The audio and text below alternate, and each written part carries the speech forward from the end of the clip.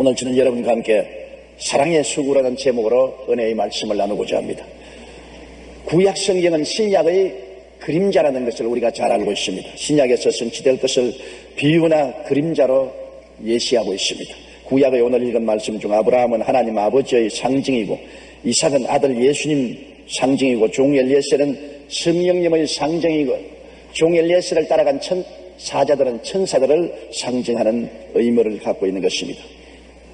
아브라함이 나이 늙어서 이제 자기의 후계자인 이삭을 장가들게 하려고 했었습니다. 이삭의 나이 이미 40이 되었었습니다. 그래서 그 종 엘리에셀을 불러서 약대 10필에 가장 좋은 보화를 가득 싣고 자기의 고향 땅 메소포타미아 동족에게로 보냈습니다.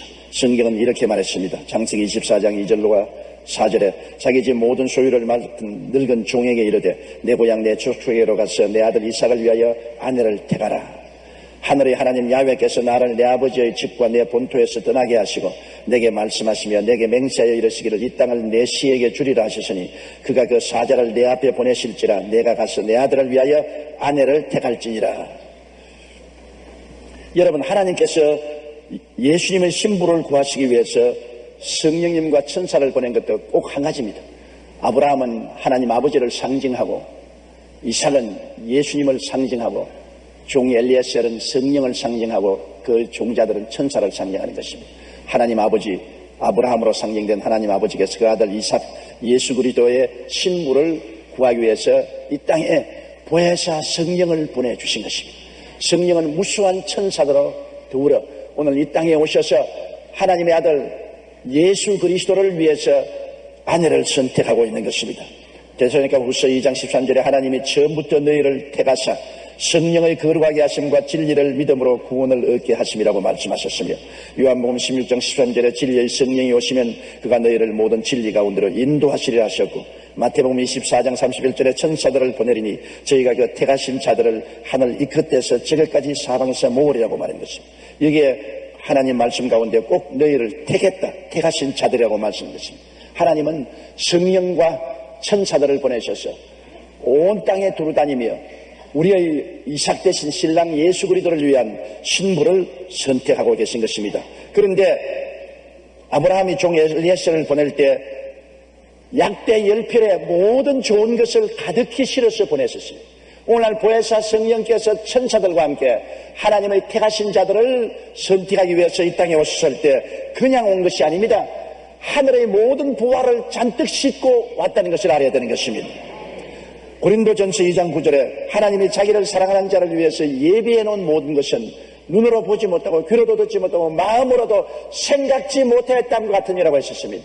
눈에도 보지 못하고 귀도 듣지 못하고 마음으로 생각하지 못한 놀라운 보화를 보혜사 성령께서는 천사들과 함께 가득히 가지고 이 땅에 택하신 성도들을 찾아오신 것입니다. 야고보서 1장 11절에 각종 좋은 은사와 온전한 선물이 다 위로부터 빛들의 아버지께로서 내려온다고 말씀을 하고 있는 것입니다. 그러므로 여러분, 오늘 하나님의 성령께서 천사와 더불어 와서 예수 그리스도의 신부되는 성도들을 선택하면 그 성도들과 그 성도들이 속한 가족들에게 넘치는 보화를 허락하여 주시는 것입니다. 축복을 허락하여 주시는 것입니다. 그래서 종 엘리에셀이 약대 10필을 끌고 종들과 함께 사막길을 건너 메소포타미아 땅을 찾아갔습니다. 그러고 난 다음 그는 한 우물가에 와서 약대를 그곳에 꿇어 앉혀놓고 엎드려 기도를 드렸습니다. 우리 주인 아브라함의 하나님 야훼여, 원컨대 오늘 나로 순적히 만나게 해 주시옵소서. 그리고 조건을 내세웠습니다. 한 소녀에게 이르기를 청컨대 너는 물 항아리를 기울여 나로 마시게 하라 하리니 그의 대답이 마시라. 내가 당신의 약대에게도 마시우리라 하면 그는 주께서 주의 종 이삭을 위하여 정하신 자라. 일어나여 주께서 나의 주인에게 은혜 베푸심을 알겠나이다. 그렇게 기도를 드렸었습니다. 그런데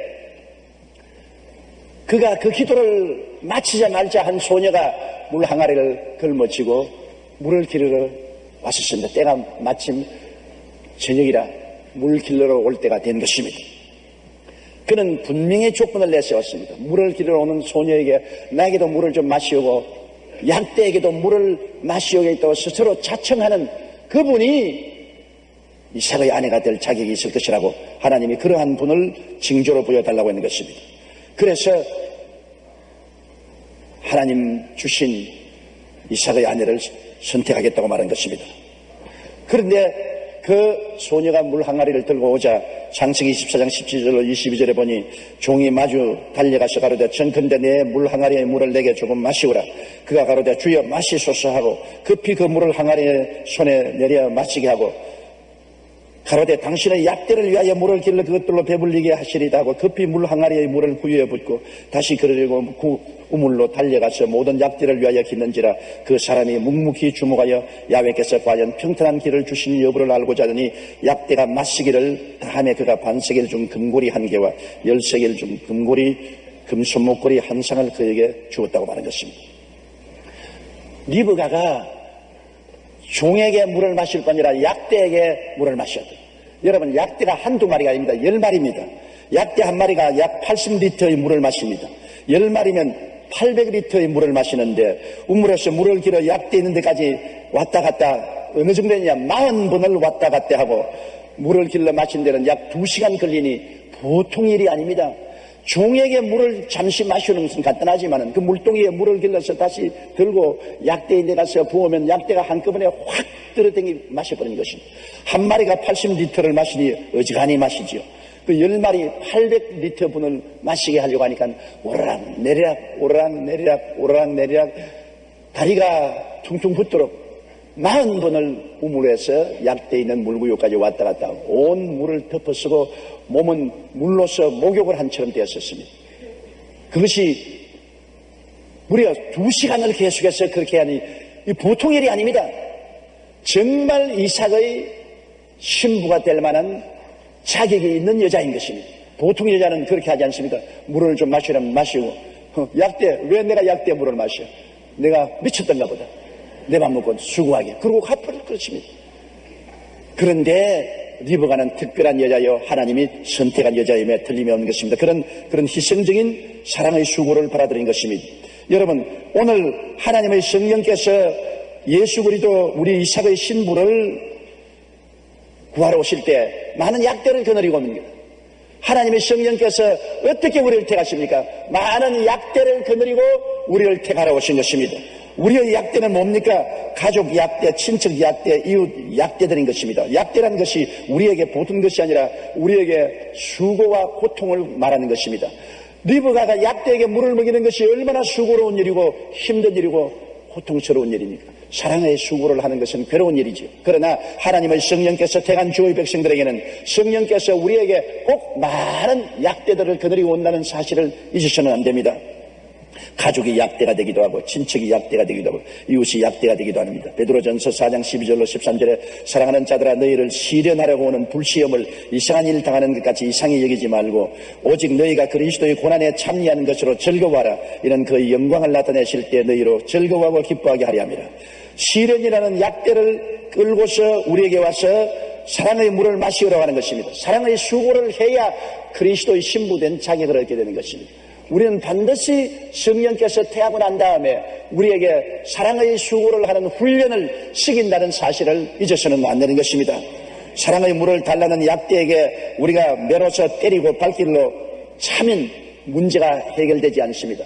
약대는 물을 마시울 때까지 부러지십니다. 물을 달라고 왜 가족 약대가 부러지고 친척 약대가 부러지고 이웃 약대가 부러지고 귀속하게 왜 하는데 이놈의 약대 왜 잔소리냐. 몽둥이로 때리면 더 왜거리고 발로 차면 더 왜거리죠. 그들에게 물을 마시우는 사랑의 수고를 요구하고 있는 것입니다. 고린도전서 16장 14절에 너희 모든 일을 사랑으로 행하라고 했으며 갈라디아서 5장 13절에 오직 사랑으로 서로 종로로 하라고 말한 것입니다. 미국의 위대한 영성가로 알려진 헨리 나우에는 하버드 대학의 예일 대학에서 후학들을 가르치는 유명한 교수였습니다. 그가 책을 내면 모두 다 베스트셀러가 된 굉장히 손꼽는 저명한 인사였습니다. 그러던 그가 하루는 20년 동안 가르치던 교수직을 홀연히 사임했습니다. 그리고는 캐나다 토론토에 있는 데이브레이크라는 장애인 보호시설의 직원으로 들어갔습니다.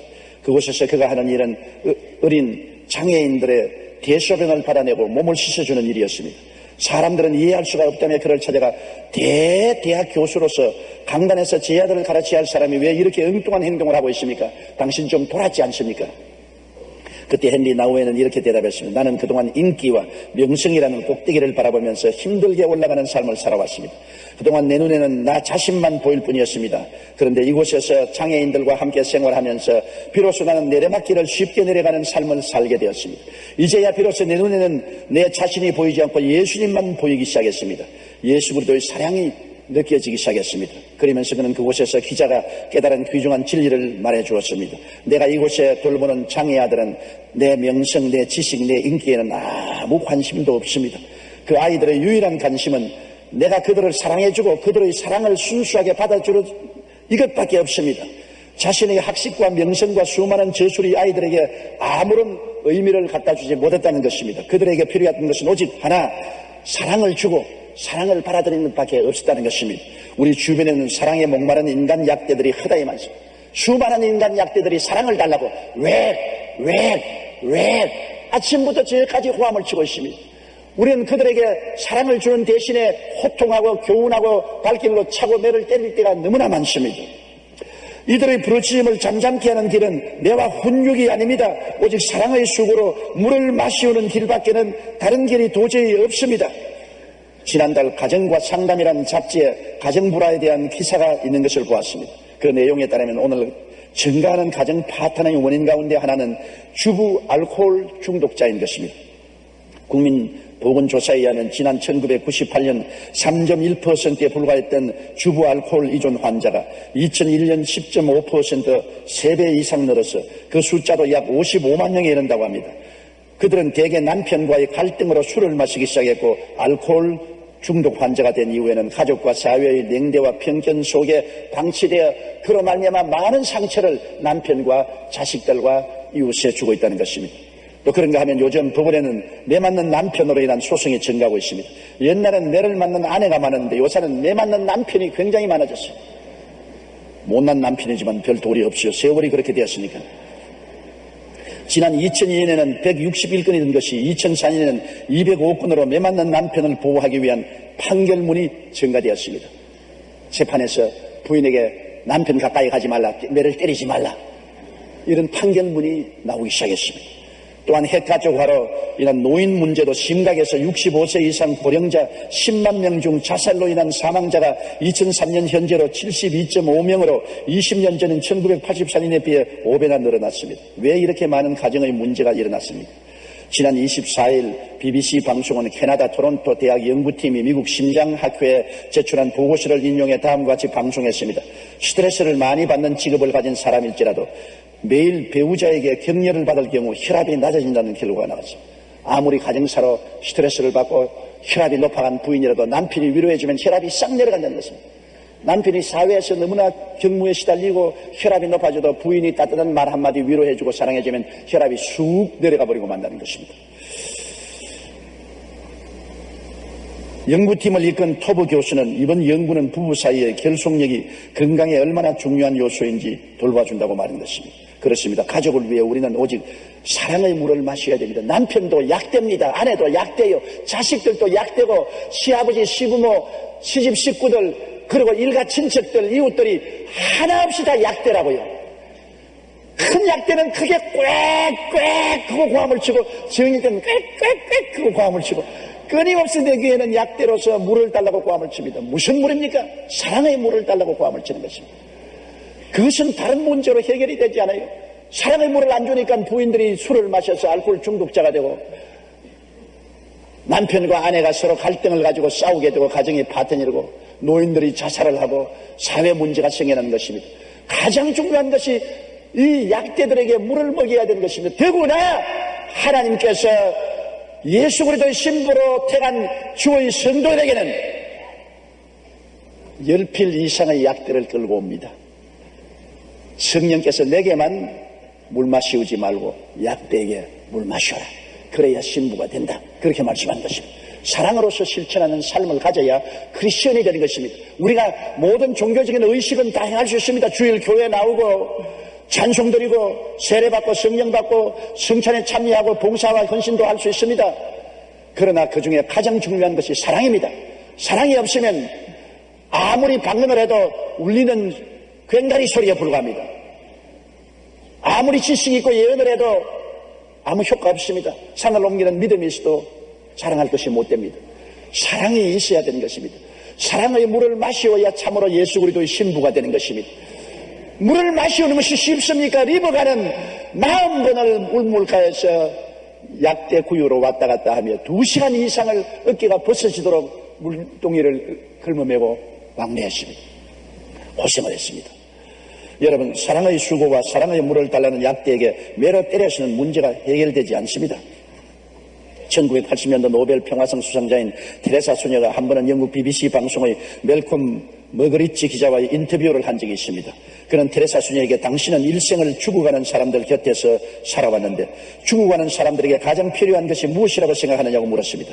그러자 테레사 소녀가 이렇게 대답했습니다. 무엇보다 그들 자신이 버려져 있지 않다는 사실을 알도록 해주는 것, 진심으로 그들을 사랑하고 보살펴주는 이웃이 있다는 것을 살아있는 단 몇 시간만이라도 느끼게 해주는 것이 죽음에 이른 사람에게 가장 중요한 것입니다. 죽어가는 사람에게 뭘 필요하겠습니까? 지금 몇 시간 후면 죽어갈 사람이 무슨 지위나 명예나 권세나 돈이나 인간의 칭찬이 필요하겠습니까? 마지막 숨을 거두기 전에 그 몇 시간은 정말 자기에게 관심을 기울여주고 사랑을 베풀어주는 사람이 있다는 그것이 절실하게 필요하고, 바로 테레사 수녀가 한 일은 죽어가는 사람에게 곁에서 얼굴을 닦아주고 손을 붙잡아주고 찬송을 불러주고 관심을 가지고 사랑해주는 사람이 있다는 것을 알게 해주어서 평안하게 숨을 거두게 해주는 것입니다. 사랑은 태어날 때만 필요한 것이 아니라 죽을 때도 사랑이 있어야 되는 것입니다. 사람은 하나님의 형상과 모양대로 지음받았는데 하나님은 사랑이시라고 말한 것입니다. 사랑이 있는 곳에 하나님이 계시고 미움이 있는 곳에 마귀가 있습니다. 죽어가는 사람에게 사랑을 베푼다는 것은 하나님의 손길을 나타내 주는 것을 말하는 것입니다. 하나님께서는 우리에게 도움이 필요한 약대들을 많이 보내주셨습니다. 우리가 해야 할 일은 그들에게 사랑의 물을 먹이는 것입니다. 어느 저명한 소아과 전문가의 체중 미달에 연약한 어린아이를 치료하는 특별한 방법을 말씀을 했습니다. 그는 병원에서 회진하다가 연약한 아이의 기록표를 발견하면 이렇게 처방을 써놓았습니다. 이 아이는 3시간마다 안고 뽀뽀해주고 어려주는 사랑을 해야 함. 보십시오. 체중 미달이요 영양실조로 죽어가는 어린아이에게 의사가 하는 처방이란 뭡니까? 어린아이를 안아주고 얼러주고 뽀뽀해주고 뺨을 비벼주고 사랑해준다. 그래야 어린아이가 살아납니다. 어린아이도 사랑이 필요하고 죽어가는 사람도 최후에 달라고 부르짖는 고함은 사랑입니다. 어린 약대도 사랑을 달라고 합니다. 늙은 약대도 사랑을 달라고 합니다.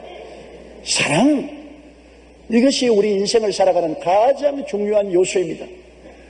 권세와 위험이 문제를 해결하지 않습니다. 하나님이 무슨 권능이 없고 능력이 없고 위험이 없어서 인류들을 회개에 모시겠습니까? 힘으로 회개시키면 그것은 가짜가 되는 것입니다. 하나님은 인류를 대신해서 그 아들을 보내셔서 십자가에 몸짓고 피 흘려 매달려 있습니다. 하늘과 땅을 지으신 그분, 말 한마디로 12영 되는 천사가 동원될 수 있는 그분, 천지를 변화시킬 수 있는 그분이 힘없이 매달려 있습니다. 그게 뭡니까? 가시관 찔린 피가 이마에 흐르고 양손과 양발에 대못에 박힌 피가 발등을 통해서 땅에 뚝뚝 떨어집니다. 나는 너를 사랑한다는 증거인 것입니다. 사랑으로서 우리 죄인들을 부르신 것입니다. 주먹으로 부른 것 아닙니다. 폭력으로 부른 것이 아닙니다. 사랑으로 부르신 것입니다. 사랑만이 사람들을 변화시킬 수가 있는 것입니다. 사랑만이 폭풍우를 잠잠케 할 수가 있습니다. 인생을 고칠 수 있는 유일한 방법은 내가 아니고 사랑인 것입니다. 그러므로 우리 예수 그리스도를 구주로 모신 사람은 신앙에 성장하면 성장할수록 사랑의 수고를 할 줄 알아야 됩니다. 약대 물을 먹여야 됩니다. 문제 해결은 다른 데 있지 않습니다, 여러분. 정치적인 투쟁도 사랑으로 해결할 수 있습니다. 노사 분쟁도 사랑으로 해결할 수 있습니다. 부부 간의 갈등도 사랑으로 해결할 수 있습니다. 높은 사람과 낮은 사람의 갈등도 사랑으로 해결할 수 있습니다. 문제가 생기거들랑 여러분 마음에 말하십시오. 약대가 또 운다. 저 약대 소리는 날 보고 사랑의 물을 달라는 것이다. 아니 곱지만은 고통스럽지만은 싫지만은 해답은 약대에게 사랑의 물을 먹이는 길밖에 없기 때문에 내가 사랑의 수고를 해야 되겠구나. 그래서 사랑으로서 수고하면 그 사랑이 나도 변화시키고 다른 사람도 변화시키는 것입니다. 사랑의 수고, 이것은 굉장한 성과를 거두는 수고인 것입니다. 당장 열매를 맺지 않는다 하지라도 사랑의 수고는 전국적으로 변화를 가져오고 하나님의 영광을 나타내게 되는 것입니다. 리브가는 이 사랑의 수고를 아끼지 않고 했습니다. 그 결과로 그는 선택을 받았죠. 종 엘리에셀은 리브가에게 금목걸이, 발목걸이 선물을 주었었습니다. 약대가 싣고 온 보화를 주었었습니다. 그뿐 아니라 약대가 싣고 온 보화를 리브가의 친정아버지, 어머니, 오라버니, 언니, 동생에게 나누어 주었습니다. 친정집이 갑자기 보화가 쏟아졌습니다. 호박이 능굴져 떨어진 것입니다. 신부 한 사람 때문에 온 친정집이 복을 넘치게 받게 된 것입니다. 창세기 24장 50절로 53절에 라반과 부두엘이 대답하여 가로되 이 일이 야훼께로 말미암았으니 우리는 가부를 말할 수 없노라. 리브가가 그대 앞에 있으니 데리고 가서 야훼의 명대로 그 주인의 아들의 아내가 되게 하라. 아브라함의 종이 그들의 말을 듣고 땅에 엎드려 야훼께 절하고 은금 폐물과 의복을 꺼내어 리브가에게 주고 그 오라비와 어미에게도 보물을 주니라. 여러분, 이 세상에 축복받는 길은 예수 믿는 길입니다. 예수를 구주로 모시고 신부가 되면은 성령께서 천사와 함께 가져온 은금 폐물을 주시는 것입니다. 예수 믿고 복을 안 받는 말은 거짓말입니다. 예수 믿으면 복 받게 되어 있어요. 하나님께서 모든 좋은 것을 성령님과 천사들에게 명해서 신부들을 단장하기 위해서 보내준 것입니다. 여기에도 보십시오. 아브라함의 종이 그들의 말을 듣고 땅에 엎드려 야훼께 절하고 은금 폐물과 의복을 꺼내어 리브가에게 주어 그 오라비아 어미에게도 보물을 주었더라. 제일 먼저 리브가에게 복을 준 것입니다. 그리스도를 구주로 모시고 우리가 사랑의 수고를 하면 복을 받습니다. 예수를 구주로 모셨어도 사랑의 수고를 하지 아니하면 복을 받지 않지요. 성령께서는 우리가 사랑의 수고를 할 때까지 기다리고 보는 것입니다. 사랑의 수고를 하는 걸 보고 나면 금목걸이, 금팔걸이와 보물과 폐물을 다 주시는 것입니다. 사랑의 수고를 하지 않고 일평생을 예수 믿는 사람 많습니다. 율법주의자가 되어서 늘 남의 허물을 벗기고 남을 상처 입히고 남에게 먹칠하고 짓밟고 욕하는 율법주의자들, 그러면 의식주의자들, 나만 주일날 교회 나가고 내 성찬 떼고 내가 주님 예배드리면 되지, 다른 사람에게 관심 기울일 게 뭐냐, 약대야 울기면 울어라, 나는 상관하지 없다. 무관심주의, 이러한 사람은 복을 받지 못합니다. 그러나 사랑의 수고를 하는 사람에게는 주님께서 은금 폐물의 복을 주시는 것입니다. 우리는 그러므로 약대들에게 물을 마시우는 사랑의 수고를 해야 되는 것입니다.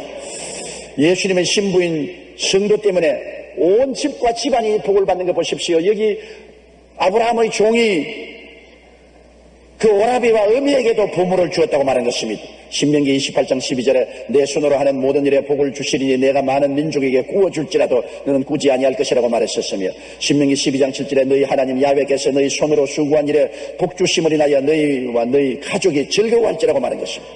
우리 대한민국이 복받는 것은 5만 교회, 10만 성도, 1200만 성도, 그리스도의 신부들이 있고 그 중에 많은 사람들이 사랑의 수고를 하고 있기 때문에 하나님이 하늘에 보내주신 그 축복을 성령이 보따리를 열어놓는 것입니다. 우리가 88 올림픽도 했고 2002 월드컵도 했고 117개 중에 2005년 국가별 경쟁력 평가가 17위나 올라가고 12위 무역대국이 된 이유는 하나님이 복을 주셨기 때문인 것입니다. 6.25 잿더미 위에 황무지에서 이렇게 신속히 일어난 나라는 제2차 세계대전 이후에 한국밖에 없습니다. 왜 이렇게 특별한 복을 주었습니까? 한국에 급작스럽게 성령의 역사가 일어나서 하나님의 성령이 많은 이삭의 신부들을 선택해 주었기 때문인 것입니다. 그러므로 하나님이 은금 보화를 부어주신 것입니다. 미국의 매사추세츠주의 뉴샴프톤이라는 곳이 있습니다. 약 3만 5천 명이 사는 작은 도시로 특산물이나 관광 상품이 없이 조그만 오두막집 하나로 유명한 관광집. 그 집에는 미국 역사를 새로 만든 위대한 집이라는 간판이 붙어 있습니다.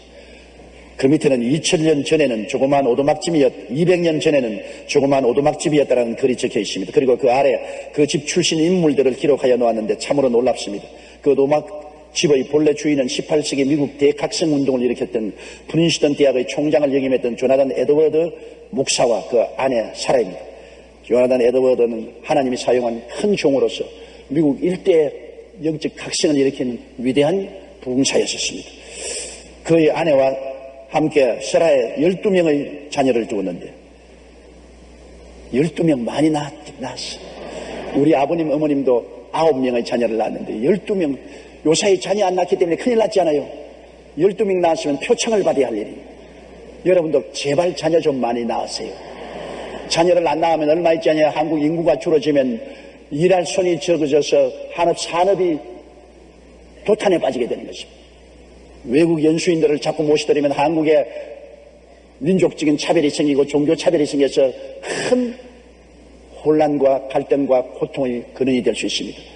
자식들을 낳아줘야 장차 우리 한국이 부흥 발전할 수 있죠. 그런데 이 목사님은 목회만 잘한 것이 아니라 애도 잘 낳았어요. 나는 자격이 없어요. 애 셋밖에 못 낳았으니까.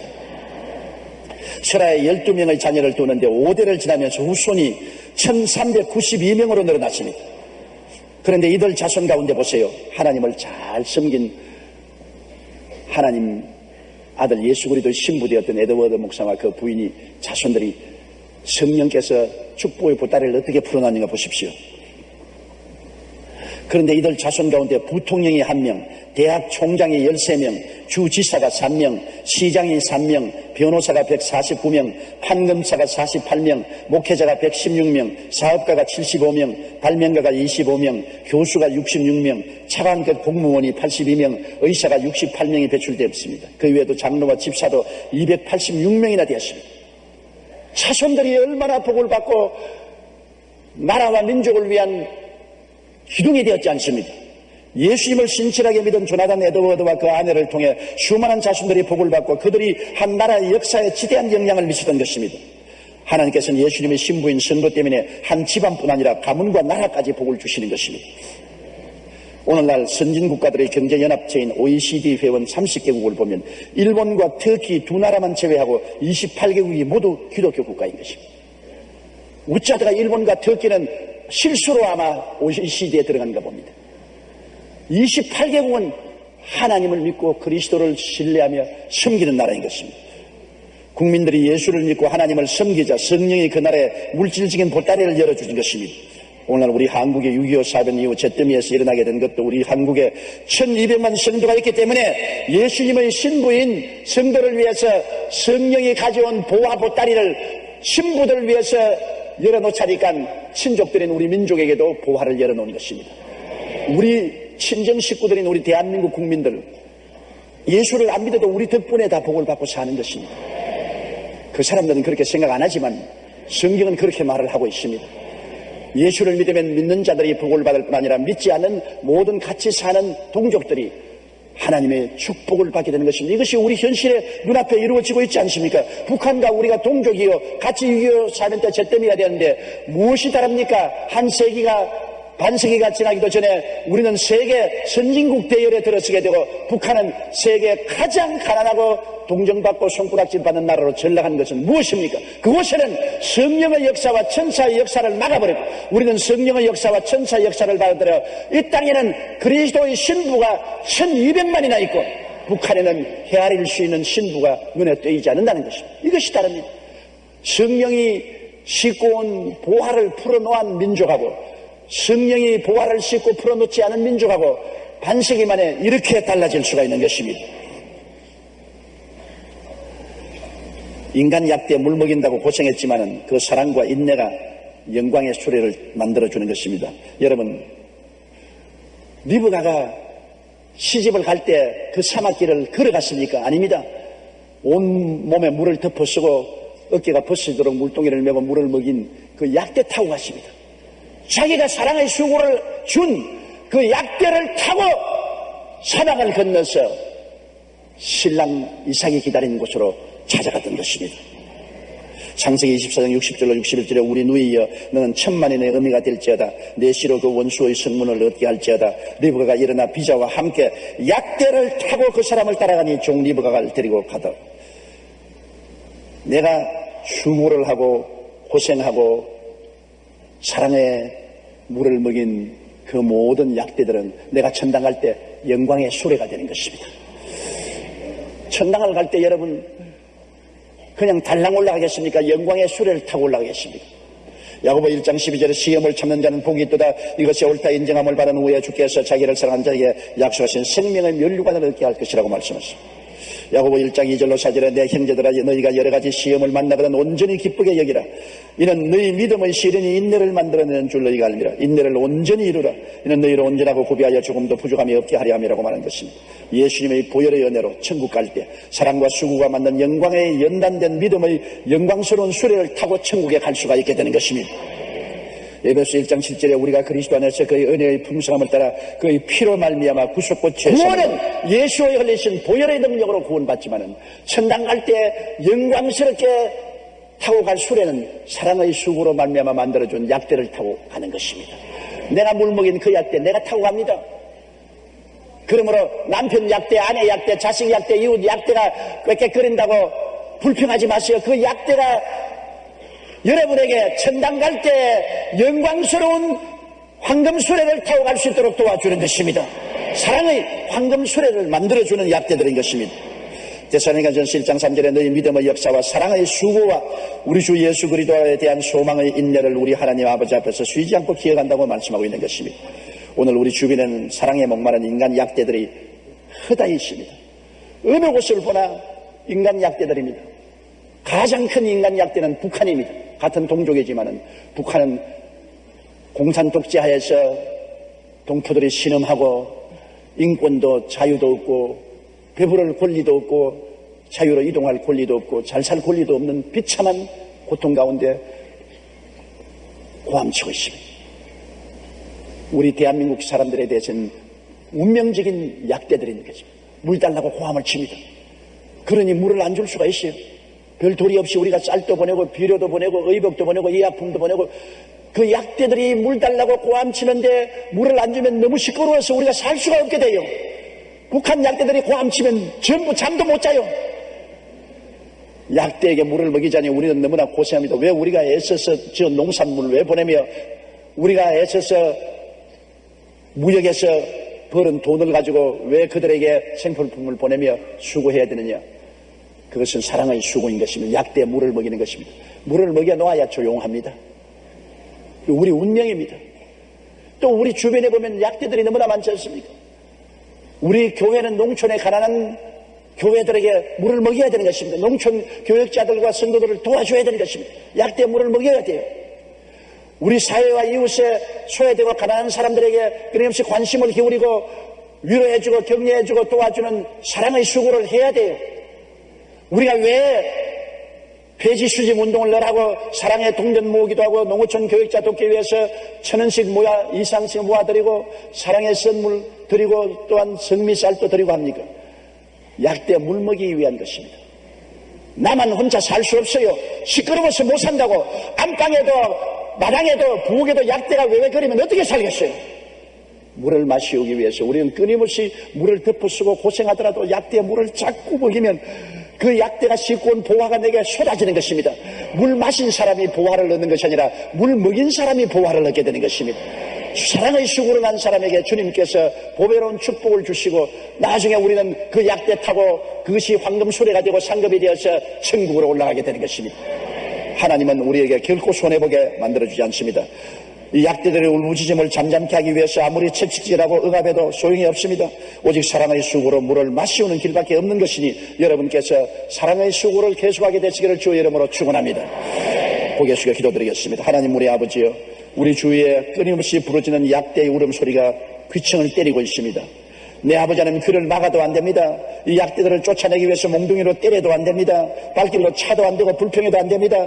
약대에게는 물을 먹여야만 되는 것입니다. 우리가 부러지는 사랑의 물을 약대들에게 먹이게 도와주시옵소서. 그리고 약대가 잠잠해지면 하나님이 상급을 우리에게 퍼부어 주십니다.